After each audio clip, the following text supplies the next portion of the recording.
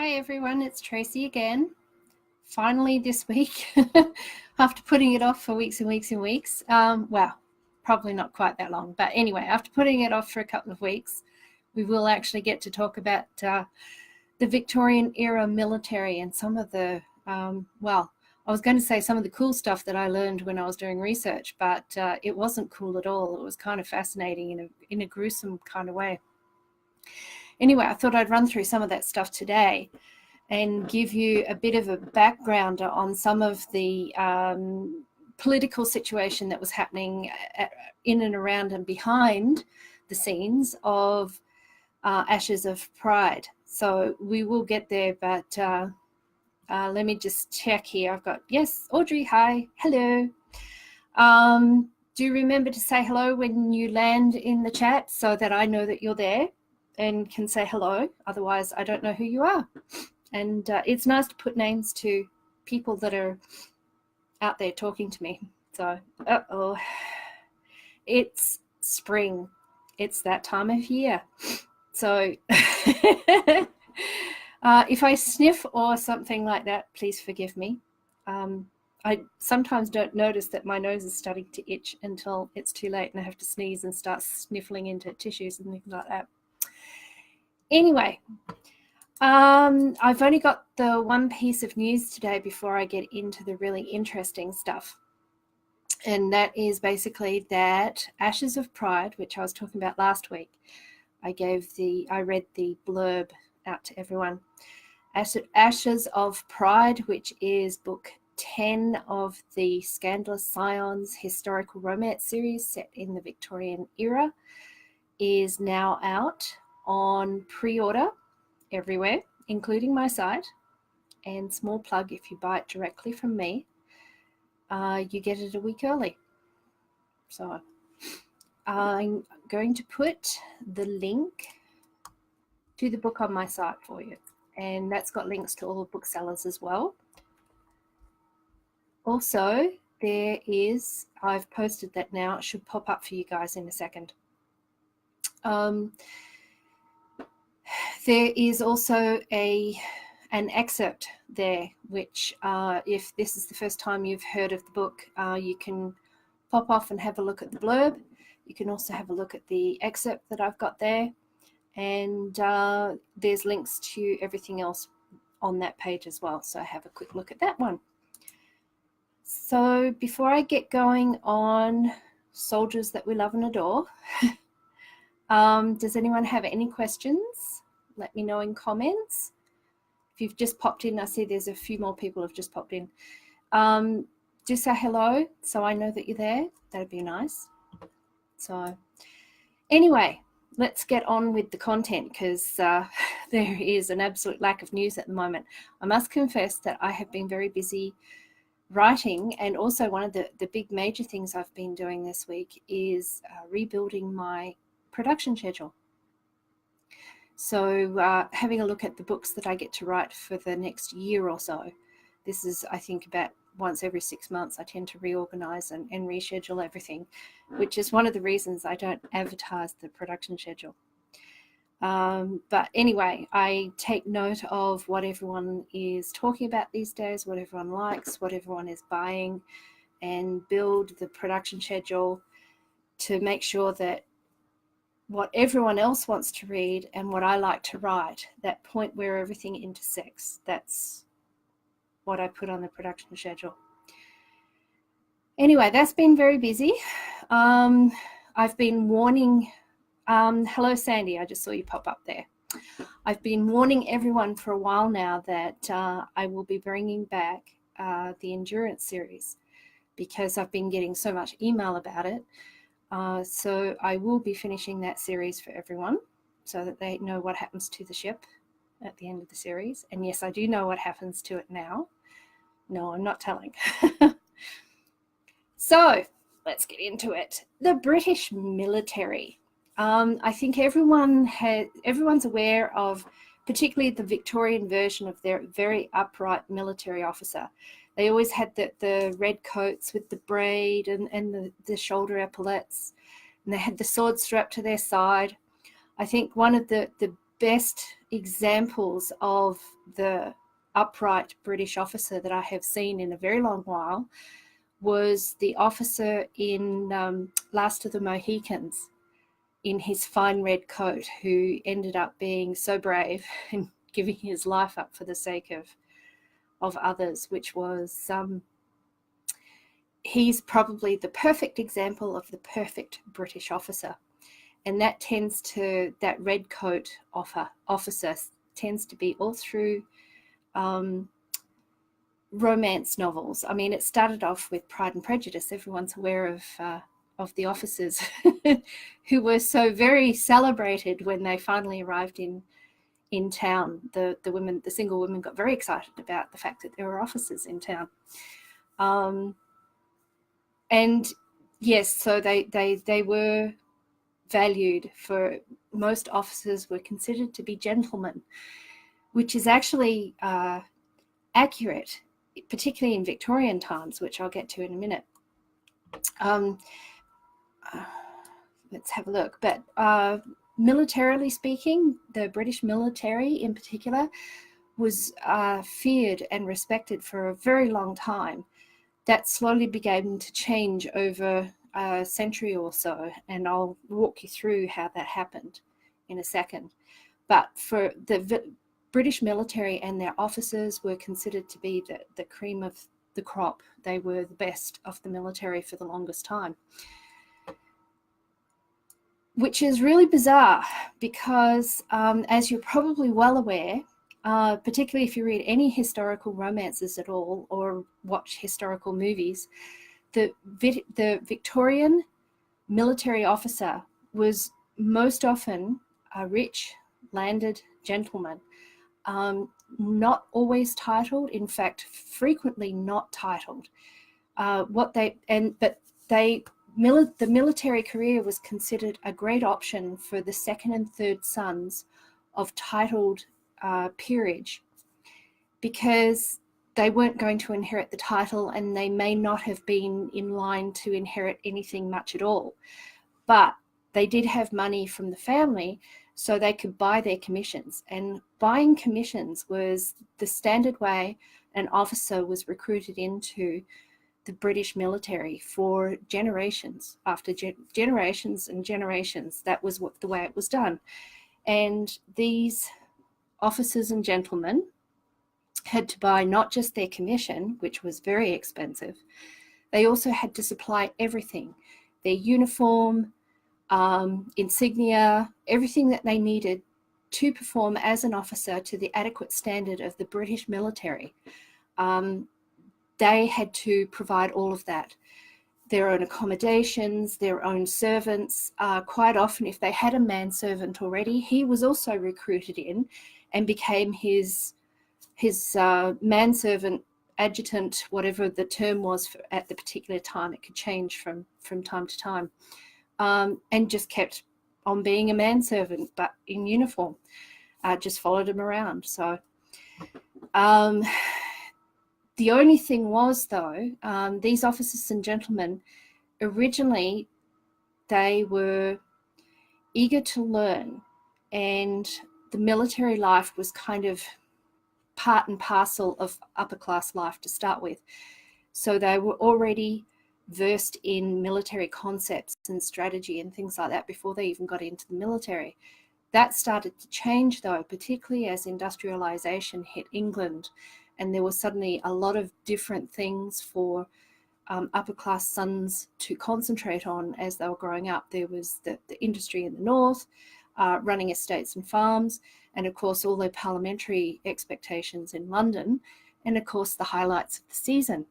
So a lot of these officers were coming into the military with no education whatsoever that had any value in respect to military life, but they still got to be officers because they paid for their commission. So you can see that the rot was starting to set in, and particularly as Pride and Prejudice is probably a good example. Some of the officers that got into the military in those days were there because they had nowhere else to go. They were singly unsuited for any life whatsoever. but they bought themselves a commission, and there they were. They got to order all the enlisted men around and tell them what to do. And I'll get to that one in a minute. Not only did they purchase their commissions, they could also purchase their promotions. And that was a key thing that I'll get to in a minute.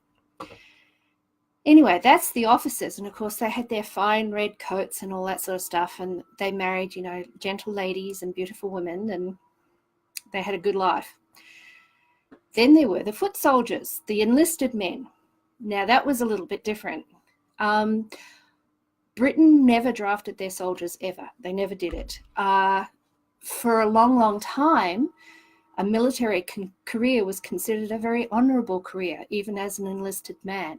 So they would get strong young men coming from the farms, would enlist and stay in the ranks their entire lives. And they were good, hardworking, loyal. There was no question of them being the dregs of society or anything like that. But that slowly changed too. The ranks rarely ever promoted. You could move up the ranks to corporal or sergeant or something like that, but it was very unusual to move from enlisted ranks up into the officer ranks, because that was for gentlemen. So even if you were a gifted soldier, you were doomed to be a sergeant for the rest of your life, basically. And it was the rest of your life. These men, when they enlisted for 21 years. That was the basic enlistment duration. And so basically it was for life. You're never going to get out. That was also the duration for officers. So, I mean, once you're in the military, that was it. You're stuck in the military. It was a lifetime decision.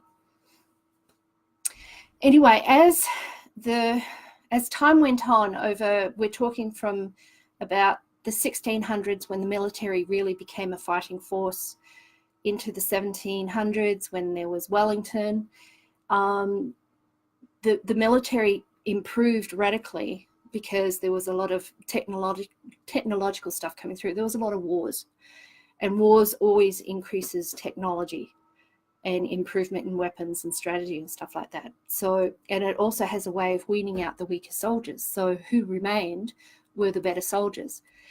But the last war that England was involved in was actually the Crimea War, which is I'm going to forget the date, 1846 or something like that, Crimea War, maybe 1850, around about the time of the Civil War or just before it. American Civil War was 64, so yeah, it would have been 1850, somewhere around about there. That was the last official war that England was actually involved in. And you can sort of track the rot setting in around about there.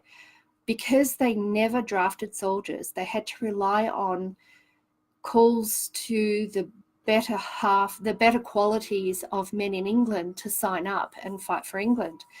So the people that used to sign up were criminals and dregs of society and the impoverished, of which there was, of course, with the Industrial Revolution, there were so many people that just didn't have money for anything. So the men would sign up for military service, because at least they'd get fed and clothed. They'd get one uniform, but at least they'd have clothes. So even if they had a short life, at least they'd be looked after for that time. And if they were lucky, if they lasted for 21 years, they would have been fed and clothed for all that time, instead of having to find their own way in an England that was increasingly more industrialized, where they just didn't have a place anymore. So military was a default condition. So you can see that the quality of the men was starting to slide downhill in that time. I'm just going to I notice there's a few comments piling up here. So I'm just going to have a quick look at these. Audrey, yippee, love the Endurance series. Then you'll be pleased to know that once I'm past book 100, which I'm writing right now, Audrey, I'm into the next book of the Endurance series. That'll be August book. Audrey, did the British officers have to buy their commissions? Yes. And Oops answered yes. Kathy, hello, late but here. Yes, hello, Kathy. Kathy, officers paying for commissions certainly makes for true leaders to rise through the promotions. Not exactly.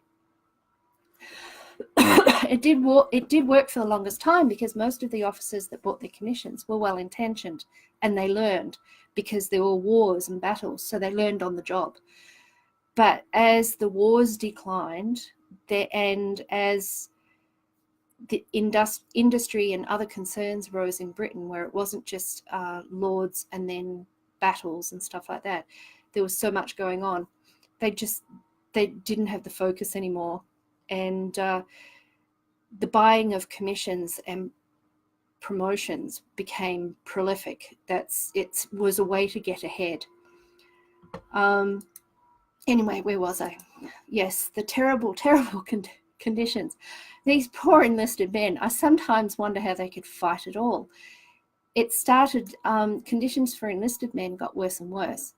Bad foods, terrible living conditions. Oh, they were horrible. They were worse than some of the colonial penal conditions out in Australia, where they were locking up convicts in these 3x2 cells made out of stone, where they in the heat and all that. Well, the soldiers were living under iron roofs out in the sun in Australia. It was just, I don't know how they didn't bake their brains, but just awful conditions. Consider for instance, all the uniforms, the British uniforms, were made of wool. Now, wool is a good, warm and very durable material when it's made, but it's hot. They made wool uniforms for everyone for both winter and summer. There was no winter or summer. There was just the one uniform. That was it. And it was, those coats, and they had the shirts underneath, and they had an undershirt under that, pants with under trousers, leggings. They're all wool. And you can imagine something like Australia or India, where it's 40 degrees Celsius or 45 degrees Celsius and hot as hell. These men had to carry like a full kit on their back, boots, hat, and these wool jackets over wool uniforms. So, and it was just, I'm surprised more of them didn't drop dead 100 yards on from when they charged. Anyway, and that was another factor too, because Britain was getting so involved in colonizing. Most of the men in military who had stayed at home and then gone out to fight battles were now being shipped out to these really extreme climates like India and Egypt and Australia and Canada. And they weren't set up mentally or with the equipment or anything to survive in those conditions. So joining the military became a really desperate move for these poor guys. And then on top of that, and I haven't even got to the worst bit. This is the worst bit. This is the really interesting bit. This is the one that made me go, oh my God, I've got to put this in a book. Discipline and punishment. Okay, so normal civilian life, they used to, if you stole a couple of pennies or you stole some food, even no matter how poor you were usually arrested, locked up, then got a trial in front of a judge who might fine you or put you in prison for 30 days or something like that. Then it was over and done with, and you moved on, and hopefully didn't repeat it. But because conditions were so poor in the cities, quite often you did repeat it. But military punishment was something else altogether. It was completely over the top. Minor offences like spitting or being slovenly or having too long hair, you'd get your pay docked. Now, they weren't getting a lot of pay to start with because they were already being fed and clothed and sheltered and all that sort of stuff. So they'd get, maybe a couple of pennies a week or something like that. But if the officer picked on them and said, well, I don't like your hair, dock him. Well, no, I can't spoil it. They could just take your pay and you'd have no pay. And that was for any minor offence whatsoever. If the officer just didn't like your attitude, you could get your pay docked. But then, and that was for very minor stuff. That was the simplest stuff. And then the next level up from that is one I know most of you are aware of already because of something else. Flogging. Cat o' nine tails. It's the lash that's got the 9 strips coming off it with the knots at the end. 9 pieces of rope with knots. If you watch Outlander at all, you've seen the lash being used, the cat of 9 tails, because they used it on Jamie in the first season. That's what flayed his back open. Interestingly enough, the lashes, the flogging, was delivered by a British officer. That's how it worked back then. Now, that was 18th century, but flogging was used throughout the 18th and right into the tail end of the 19th century. It was used for everything. They would flog a man for sleeping in, for falling asleep on sentry duty, for swearing too loudly or swearing at his officer. They invented all these really strange forms of flogging. There was one that the Navy used, flogging by 9 ships. All the military ships in the harbour, the person who was being flogged would get taken from ship to ship to ship, all 9 ships, and get a flogging, like 20 lashes from every ship. It was just, I don't know what they thought that that having it separated over 9 different ships would make any difference whatsoever, but it was a common form of flogging was to take them around from ship to ship so each ship could hand out their lashes. Anyway, that was for the mid-level crimes, so to speak, and they used it extensively. But the next level up and the most severe, because really you can't get beyond that, is execution. Now, they would execute a soldier or an officer at the drop of a hat. Field court-martials could be held in the field, and it was basically the commanding officer say, go shoot the guy. They executed military men for what we would consider to be minor offences, and they did it all the time. They thought that hard discipline like that, the flogging and the executions, was a way of instilling discipline in enlisted men and officers. Well, the officers were expected to just have the discipline, but if they got out of line, they got the same punishments too. So, and we're talking about fairly minor things now. Pillaging. If they thought that you were picking up the goods from conquered armies, or the land or goods and belongings of people in conquered lands, you could get executed for that, even for the smallest thing. Refusing a direct order. Cowardice. And the definition of cowardice could be just that your commanding officer decides that you don't have a stiff enough upper lip for the charge or something like that, and you get executed at dawn.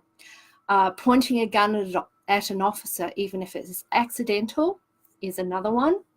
There were, as you can imagine, the officers, in order to instill the discipline and control their troops, because they were untrained officers who were not well educated in military affairs, would just hand out these punishments, hand over fist, and just keep using them until the enlisted men in the units were just squashed into behaving. Unfortunately, I think it probably killed the spirit of some of the best of the enlisted men. So you can see how the morale and loyalty of the British military just disintegrated over the years. We've got a few comments, so I'll pause for a second and have a quick look. Audrey, was the military separate from the Navy? Well, no, the Navy and Army were both military, but the Army was considered the military force, while the Navy was sort of like an offshoot for years and years and years. It really only came into its own pretty much in the middle of the Victorian era, which I'm about to talk about. Heather, hi. Sandy, was there any difference between Army and Navy when it comes to character or conditions? Conditions were probably worse on the ships, but they were worse for everyone, not necessarily just the enlisted men. Horrible conditions. I mean, you're shipped to Australia, or you were on the ship for 6 weeks. And of course, there's the fresh food disappears pretty fast. So you're down to the tack, the hard biscuits and stuff like that. Very squashed and cramped, a lot of bilge in them, a lot of diseases would take the ships. So conditions on ships were really bad. But like I said, they're bad for everyone, not just the military. Heather, thank goodness they've done away with the cat o' nine tails. Yes, it was a terribly nasty piece of equipment. Janita, too funny. Hello, Janita. I clicked on last week live. It took me some time to realize it was last week, so here I am 20 minutes late.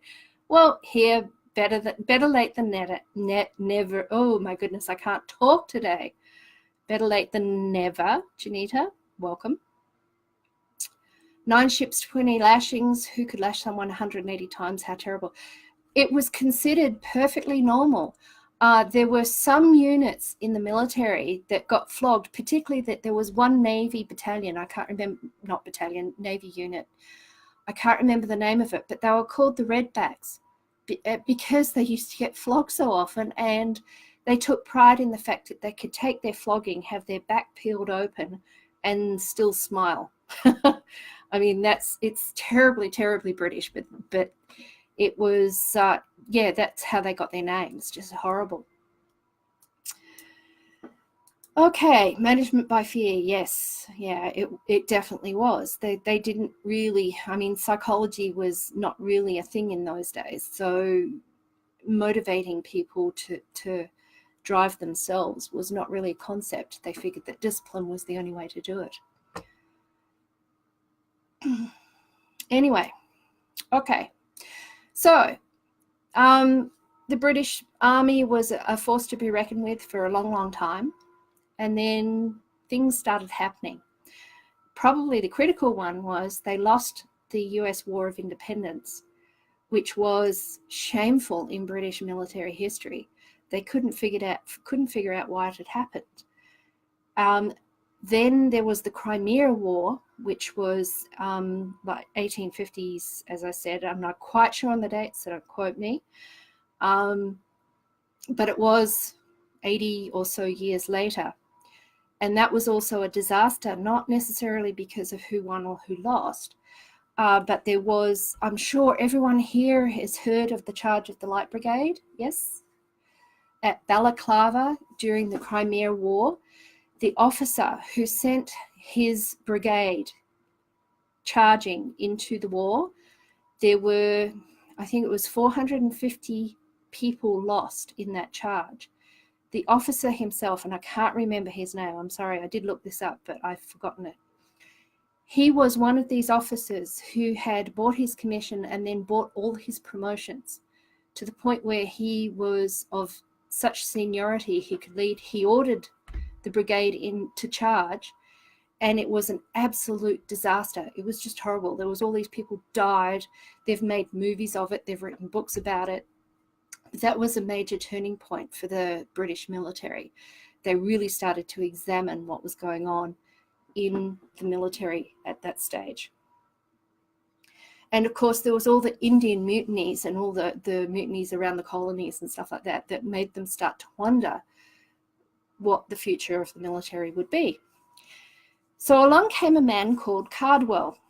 Now, Cardwell was a politician from the beginning. He never had a military history, which is critical a little bit. I'll explain that one in a little bit. Anyway, he proposed and campaigned for many, many years that the military should be reformed. And in 1870, the first of his major reforms of the British military went through Parliament and was read in as law. And he had the right idea if you look at it from a modern perspective, because the things that he put into the reforms included no more purchase of officers' promotions. They could purchase their commission. That hung around for a while. but they had to earn their promotions. They had to be promotions of merit rather than just bought outright. That was one major one. Second one was flogging was phased out, was gone. What they called field punishment was introduced instead. And field punishment was it sounds mild, but depending on the conditions, it was not as bad as flogging, I grant you that, but it was pretty bad.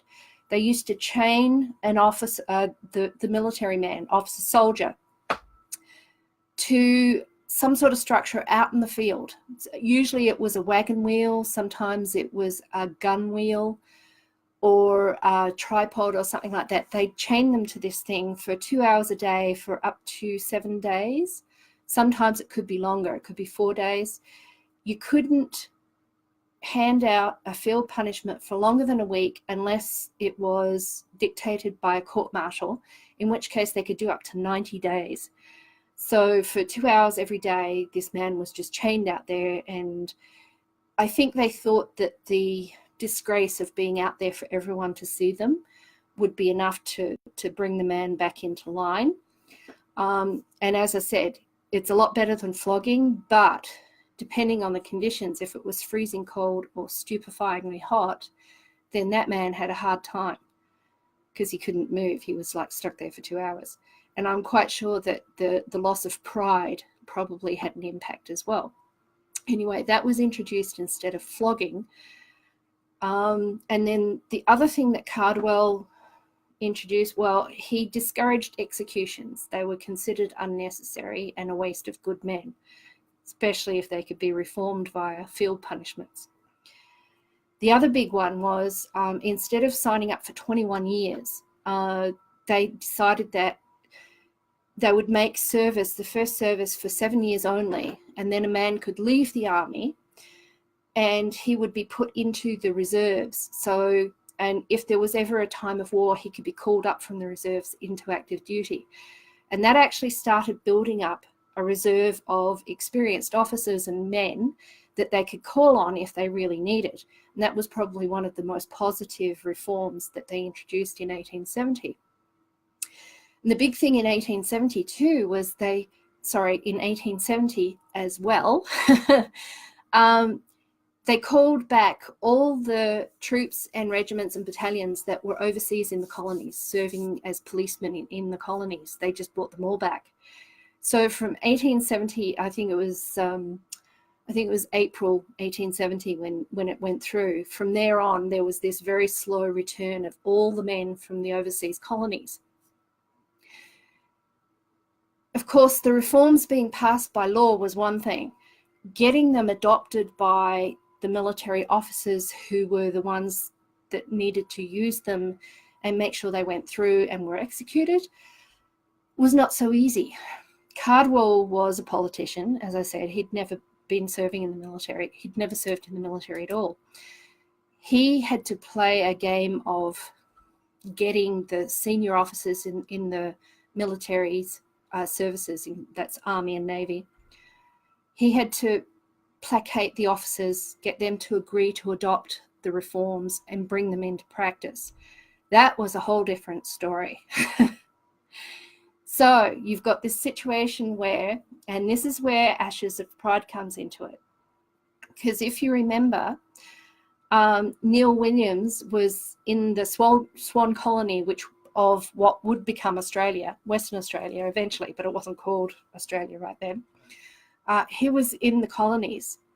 So when this reform came through, his regiment was called back to England.